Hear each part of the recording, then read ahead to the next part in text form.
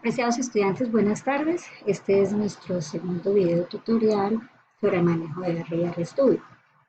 En el día de hoy vamos a comenzar entonces ya con nuestro primer script. Les recuerdo brevemente, nosotros siempre vamos a estar utilizando nuestra plataforma Moodle. Ya la manera como está estructurado el curso se los explicaré de manera pues, presencial o presencialidad remota, en vivo durante una clase. Por ahora les diré que dentro del módulo 1, en la etiqueta de ejercicios prácticos, van a encontrar una carpeta que se denomina Scripts Introducción a R y van a abrir el primero que se denomina Intro R1, ¿sí? Que es sobre generalidades de vectores. Cuando ustedes lo guarden, les recomiendo que por favor tengan una carpeta muy organizada con sus scripts bien etiquetados y más adelante cuando tengamos ya bases de datos asociadas a estos scripts, todos se encuentran dentro de la misma ubicación. Vamos a dar inicio. Una vez ustedes entonces le dan doble clic a abrir a este script que les estoy compartiendo, la pantalla les va a aparecer, excepto por esto, más o menos de este tipo.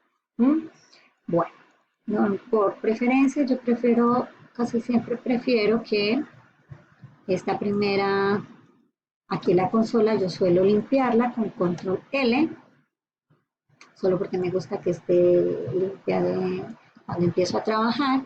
Y bueno, vamos entonces a dar inicio. Lo primero que les quiero comentar, recuerden que la manera donde se ejecuta el código es en la consola y la manera como yo paso mi programa o mi código de programación a la consola es a través de una tecla, en el caso de Windows, Control Enter, es decir, si yo me paro acá en cualquier parte, sin subrayar, le doy Control Enter, me ejecuta de una vez el código acá, o le puedo dar aquí Run, y hace exactamente lo mismo. Si tienen un Mac, es Command Enter, y si tienen una máquina, no sé, Ubuntu, por ejemplo, o en Linux, tendrían que utilizar control más R. Listo.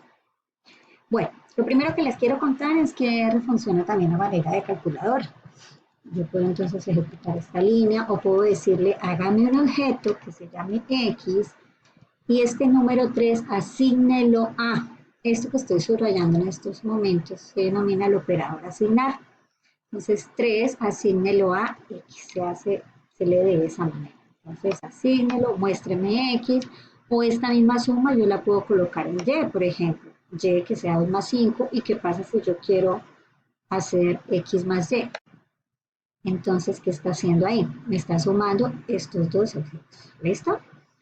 Ahora, en una misma línea de código yo puedo hacer diferentes operaciones también. Por ejemplo, 2 más 5, punto y coma, 4 más 6, punto y coma, 3 más 15, como lo vemos acá. Y lo que me va a mostrar R es que va a ser una operación para cada una. Es decir, el primero tiene un elemento en este objeto que se llama 7, este se llama 10, este tiene tanto, etcétera, etcétera. Bien. RPF dispone de diferentes operadores aritméticos, lo pueden conocer a través de Gel Arithmetic, suma, resta, multiplicación, división. La manera como sacamos raíz cuadrada es como una sigla de la palabra en inglés. Es también una función, recordemos que está dentro paréntesis. Acá tenemos la función logaritmo. Es importante que sepamos desde el inicio que cuando nosotros no le decimos a R cuál es la base que queremos la base del logaritmo sobre la cual nosotros vamos a hacer el cálculo, él siempre va a computar por defecto un logaritmo natural. ¿Listo? Entonces, a menos de que le coloquemos logaritmo base 10, etcétera, etcétera, es importante para futuros cálculos. Si quiero hacer un número elevado a la otra, recuerden que este símbolo lo sacan con algr y el símbolo gorrito dentro de su teclado. Bueno, ¿qué pasa si ya sé entonces que yo puedo con el operador asignar generar un objeto? Voy a generar este objeto que se llama 2. Entonces, perdón, que se llama B y es el número 2. Asígnele 2 a un objeto que se llama B, que es lo que acabo de hacer. Muéstrame B, efectivamente B es 2. Ese operador asignar yo lo puedo reemplazar con un igual y pasa exactamente lo mismo. ¿Listo? Ahora, ¿qué sucede? Hay unos operadores, cuando ustedes encuentren el operador igual, aquí yo no estoy hablando ya de un operador asignar, Yo lo que estoy haciendo acá es un operador que lo que hace son comparaciones, son operadores relacionales. Entonces, mayor que, menor que e igual, lo que le estoy pidiendo es que vaya a ese objeto y que lo compare con 2. Me dice si allá hay un elemento que es 2. ¿Qué pasa si le digo b igual 3? Me dice sí, exactamente, ahí hay, no, perdón, false. Para 3 me dice no, ahí no está, pero para 2 sí.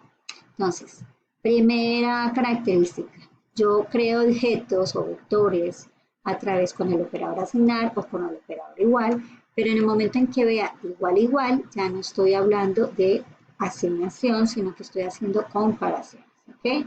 Hay más elementos de sintaxis acá dentro de R. Estos son lo que veíamos hace un momento para comparación. Tenemos algunas constantes, como pi, estos son meses del año, estos son meses del año pero abreviado, y se hace referencia a toda la abecedario en minúscula, y lo que son mayúsculas lo mismo, pero en mayúsculas sostenidas. La función ayuda, ya la vimos en el video anterior, solamente les hago un resumen de lo que ya les mostré. Esta parte es importante, tengamos aquí un momentico. Acá tenemos, recuerden cuando yo les decía que en la medida en que yo iba ejecutando mi código acá, iba generando todos los objetos o los diferentes objetos que trae mi código. Esos objetos se van grabando en la memoria activa del computador y R los va mostrando acá. Entonces en el Global Environment me está diciendo, usted ya creó un objeto que se llama B, otro que se llama X, otro que se llama Y. LS me hace, esa es una función que me muestra es que tengo yo en esa memoria activa. Yo lo puedo mirar por acá, Global Environment, o le puedo dar LS, pero ¿qué pasa si yo quiero remover B? Por alguna razón, yo no quiero que ya esté ese objeto ahí porque ya no lo vuelvo a usar, porque me equivoqué, no quiero, le puedo dar remove B y me lo borra de, como lo pueden ver acá, ya no funciona, ya perdón, ya no está, ya no aparece, remove X, ya me borro X, y si quiero borrar todo con la escobita también lo puedo hacer. Bien, ahora, en R hay datos de tipo lógico, cadenas de caracteres, numéricos. Los que hemos creado hasta el momento son dos, de tipo numérico o de tipo lógico. Los tipos numéricos son de esto como lo hemos venido haciendo. Le puedo decir, deme una secuencia de números del 1 al 15 o esa misma secuencia, guárdemelos en Y. Y si yo le pregunto cuál es el modo de Y, es decir, ese vector de qué es, de qué está compuesto, me dice, eso es un vector numérico. ¿Ok? Yo puedo tener un vector lógico, es decir, sea un vector que por dentro diga falso, y le pregunto por el modo y es un vector de tipo lógico. Esto es exactamente lo que está más arriba, lo podemos sacar así para conocerlos. Y ahora sí vamos a empezar como tal a crear vectores. Cuando hablamos de vectores, que es lo que estábamos haciendo, es la manera, son los primeros objetos que aprendemos a manipular en R, se definen como una colección ordenada de objetos del mismo tipo. Entonces, podemos escribirlo de varias maneras. Yo lo puedo hacer a través de 2 puntos cuando yo digo, bueno, yo quiero crear una secuencia, en este caso, en números del 3 al 5. Muéstreme A, ahí tengo el número 3, 4 y 5. Pero yo puedo crear también números completamente distintos que no sean una secuencia. Entonces ya no me sirve utilizar 2 puntos, 100, 125, por ejemplo. Y en ese caso yo ya no utilizo los 2 puntos, sino que utilizar, fíjense que esto es una función porque está entre paréntesis. Acá necesito utilizar la función C, que es concatenar. Entonces le digo C a A y le digo muéstreme A. Y sí, efectivamente A es un vector que tiene 3, 10, 48, 125, me los muestra aquí. Le digo muéstreme el modo de A y es un vector numérico. Estos son otros ejemplos. Ahora, esta es la primera manera como yo puedo crear. Entonces, puedo crear una secuencia con números del 3 al 5, del 2 al 10, etcétera, etcétera. Tengo varios números que no necesariamente siguen una secuencia, utilizo el vector, la función concatenar. Ahora puedo utilizar la secuencia, la función secuencia para crear también un vector. Por ejemplo, digo, si yo quisiera hacer los números del 1 al 10, yo también lo puedo hacer así como ya lo hemos visto, o puedo decirle sequence 10. Digo, muéstreme C y efectivamente tengo una secuencia de números del 1 al 10. ¿Qué pasa con sequence? Sequence por dentro tiene también otras maneras de usarse. Es decir, tiene unos argumentos esta función que lo vemos acá. Yo acabo de darle help a sequence, ¿ok? Resulta que sequence me sirve también para hacer secuencias específicas. Yo le puedo decir, hágame una secuencia, créeme un objeto de, asígnele esto que tengo acá, asígneselo al vector D. Créeme una secuencia que vaya del número 3 al número 18, by sería con incrementos de 3 en 3. Vamos a ejecutar esta línea, control enter, muéstrame D, y ya tengo números del 3, 6, 9, 12, 15, 18. ¿Ok? Ahora observemos lo siguiente.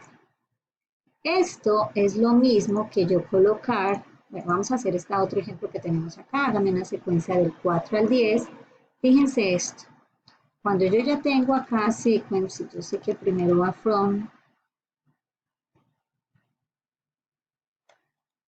yo por ejemplo le doy sequence y él automáticamente, esto es alguna de las funcionalidades que tiene RStudio que antes no tenían las otras interfaces, y R las tiene autocompletado. Le doy sequence, esa es la que quiero usar, y lo primero que me va a mostrar es from. Yo digo, bueno, que sea una función, perdón, que sea una secuencia que vaya en 4, le doy coma y enseguida le doy tab, el tabulador, y me dice el siguiente argumento es tú, que vaya hasta el 40, coma, le doy tab, by, serían los incrementos, by 2. Muéstrame el vector D y fíjense que hemos seguido los argumentos de la función from, to y by, ¿ok? Yo puedo escribir este vector de esta manera o de esta otra manera. Le doy, hágame una secuencia que empiece en 4, termine en 40, con incrementos de 2 en 2 y me da exactamente lo mismo. Me puedo obviar el from, to, by. ¿Por qué? Lo importante es que yo sepa cuál es el orden de los argumentos dentro de esta función que es C. ¿Ok? Entonces, ¿cuántas maneras hemos visto? ¿Cuántas maneras distintas de crear un vector? 2 puntos, concatenar y consignas. Ahora, vamos ahora con la función rep, otra manera de crear un vector. Yo le digo, bueno, créeme un objeto que se llame, un vector que se llame E, pero ya no voy a utilizar la función sequence, sino esta función que se llama repetición, rep.